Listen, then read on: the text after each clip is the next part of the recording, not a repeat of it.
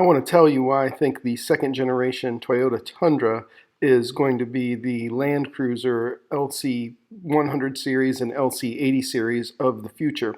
As we look at the my Tundra here, I can tell you it boils down to this highly reliable 5.7 liter engine mated to a highly reliable 4.30 rear axle transmission. And while those may not be the most fuel efficient combination out there, it has definitely been the most reliable combination for a long time. As you view this video, if you like it, hit like button. If you agree with it, disagree with it, feel free to comment, and feel free to hit subscribe. It lets me know what type of information and content people would like to see in the future. The Land Cruiser 100 series that you see here and the 80 series that came out before it both have remained incredibly popular vehicles and retained a significant amount of their value for, in the case of the 80 series, 30 years now, and in the case of the 100 series, for well over 20 years. You got to ask yourself, why is that? What is it about these vehicles that was unique that allowed them to do that? I think the first thing you have to look at is, well, they were a vehicle that was very good at what they were supposed to be. They were a SUV that was capable of hauling, they had high ground clearance for going off-road, and they were capable of towing a fair amount for their time. Those things allowed them to have their value. But what allowed them to hold their value over other competition that was similar? Well, it was an incredibly reliable powertrain, it was that incredibly reliable engine that they both came with, and it was an incredibly reliable transmission. And those things have allowed them to survive for decades and with hundreds of thousands of miles, and have allowed the Land Cruiser to have more vehicles from a percentage standpoint on the road in the US with over 200,000 miles than any other vehicle currently. So it's the ability to do your job that you were designed for and to do it with reliability, and that's what the Tundra does. It was designed to tow, and it does it with reliability. And that's one of the things I think about the Toyota Tundra here that's going to make it, this generation in particular, the second generation, is going to make it such a unique vehicle and such a highly sought after vehicle in the future, is because of the uniqueness of what it was, and what they will be for years to come. A 5.7 liter naturally aspirated V8 with 6-speed that has a 4.3 rear axle ratio, and a truck that, quite honestly, compared to the competition and compared to its new generation, was so much more modifiable. And depending on what you wanted to change out, and here for me it meant changing out some of the aesthetics of the dash, getting rid of some of the chrome. I'm not a hate everything chrome guy, but some things I do dislike. Changing out the stereo system, that's not going to be easy in any of the new vehicles. It's going to be a long time before that happens. Changing out the shifter, coming up with things, and of course I do very little modification of mine, but people are going to do some pretty significant mods on their vehicles, and this is one where it made a lot more sense. I think there's going to be a lot more frustration with newer vehicles in general, not just the newer Tundra, in terms of modifying. Well, one of the things you have to do to maintain your value is maintain your ability to stay on the road. And as we look at the rust here of a Gen 1 Tundra, that was something the first gen Tundras just didn't quite have, but that the second gen seemed to be better at, and a problem that seems to be corrected. Another thing that I think will add to this current generation of Tundra is that they fixed the frame issues that the previous Tundras had with rusting. And you can look here and see I go a lot of dirty places and a lot of bad elements. I do a lot of towing and not so much off-roading, but go do some off-roading, and this is what the underside of my frame looks like here. It really looks great. Very, very little few rust spots here. We'll take a look at them and I'll show you the extent.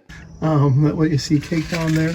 And then as we look back toward the rear axle there, why you can see one of the things, and up here you can see one of the things the Tundra was previously known for was rusting out the frame, and this frame is 4 years old now, almost 90,000 miles on it, and you can see right there's a little portion on that edge right there where it's just a little bit rusted, but really overall that's about as much rust as you're going to see on this anywhere. I think that's really important. Again, I live in the southeast. That makes a difference, but that's 4 years of driving this vehicle. That is, and I have had it in a couple snowstorms, but you can see back there what that all looks like. Of course, right here you can see the fuel tank. The availability of a 38-gallon fuel tank with incredible range when towing, and I've done several videos on that, is another thing that's going to make this vehicle highly desirable in the future.